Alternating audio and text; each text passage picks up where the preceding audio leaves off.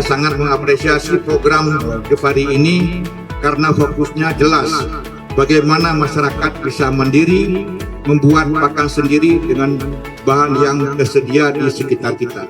Program seperti ini merupakan hal yang perlu kita dukung dan sangat berkesinambungan dengan program tentang tebar benih dan panen ikan lele. Selain itu, Kementerian Ekonomi, Ketahanan Pangan, dan Peningkatan Pendapatan Keluarga